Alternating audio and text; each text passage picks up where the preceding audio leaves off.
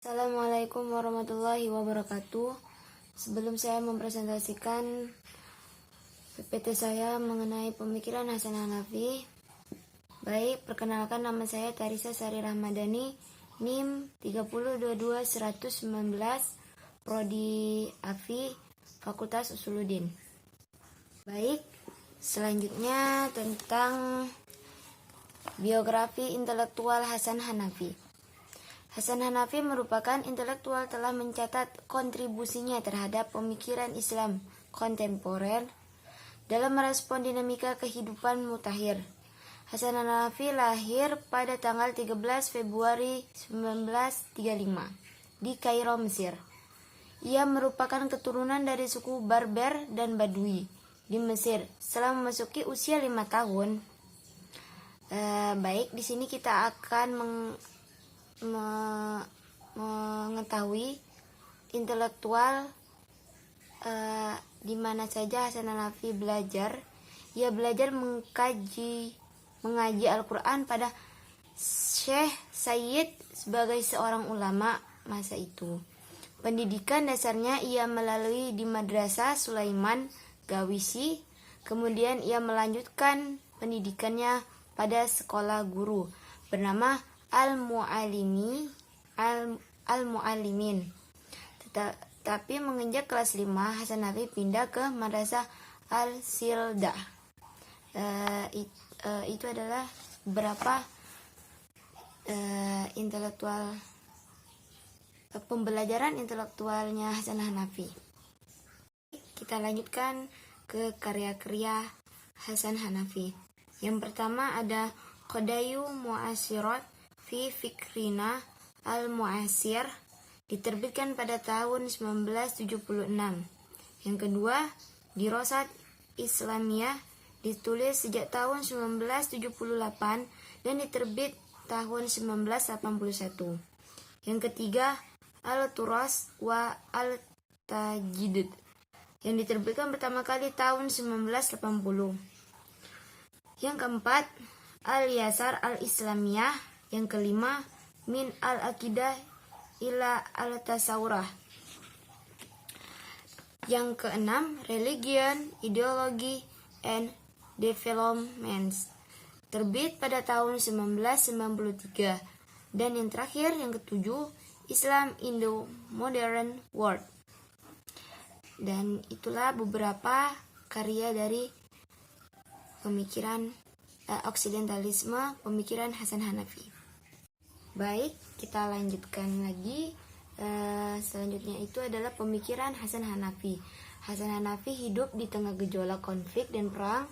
Tak heran kemudian bila pemikiran berhaluan kiri, sebab ia secara nyata menyaksikan berbagai macam penderitaan masyarakat lemah. Realitas sejarah yang ia saksikan itu memunculkan keresahan, sehingga akhirnya hal itu menjadi berbagai gagasan revolusioner. Nah, jadi di sini di pemikiran Hasan Hanafi ini dapat kita lihat bahwa dia mengambil sebuah pemikiran itu dari kisah hidup latar belakangnya. Dan di sini dia ingin menunjukkan bahwa tidak hanya orang barat saja yang bisa mengkaji tentang ketimuran, tapi orang timur bisa sebaliknya mengkaji tentang kebaratan. Selanjutnya di sini kita akan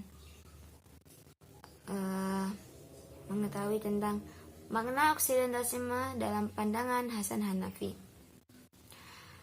Sebelum kita mengetahui pandangan oksidentalisme menurut Hasan Hanafi, kita akan terlebih dahulu mengetahui makna oksidentalisme secara etimologi. Oksidentalisme secara etimologi, kata yang berasal dari kata Oksiden yang berarti barat, sementara oksidental merupakan bentuk sifat yang menunjukkan pada segala sesuatu yang kebarat-baratan, baik dari sisi ideologi, budaya, pemikiran, maupun praktik. Selanjutnya, oksidentalisme dalam pandangan Hasan Hanafi sendiri memahami oksidentalisme sebagai sebuah strategi ataupun sikap Timur Islam menginvestigasi hal-hal yang berhubungan dengan Barat, baik itu merupakan budaya dan ilmu ataupun berkenaan dengan aspek-aspek sosialnya.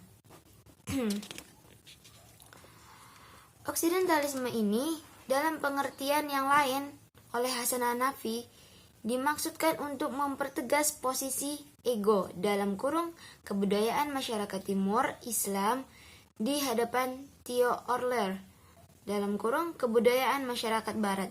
Jadi maksud dari pandangannya Hasan Hanafi ini ya hampir tidak jauh dengan dari pemahaman etimologi ya. Jadi intinya di sini bahwa Hasan Hanafi itu ingin kebudayaan masyarakat Timur itu juga sama, bisa juga bisa mengkaji kebudayaan masyarakat Barat juga begitu.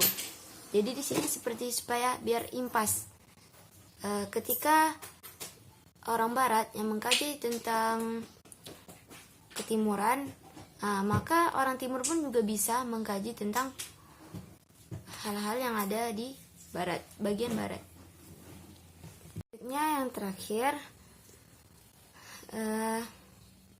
yaitu mengenai tentang ide kiri Islamnya, karena Hasan Hanafi menyalurkan sebuah pemikiran ataupun dia mengkaji tentang kebaratan itu melalui ide kiri Islamnya, yaitu mencoba menelaah banyak tentang kebangkitan Islam, revolusi Islam, dan kesatuan umat.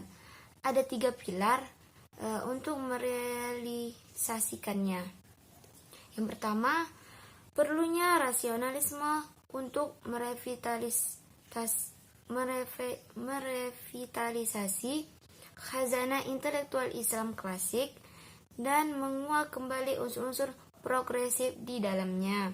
Yang kedua, perlunya menentang peradaban Barat dan mengakhiri peradabannya yang mendunia dengan menggali budaya-budaya lokal serta mencipta oksidentalisme sebagai kontainer paradigma orientalisme.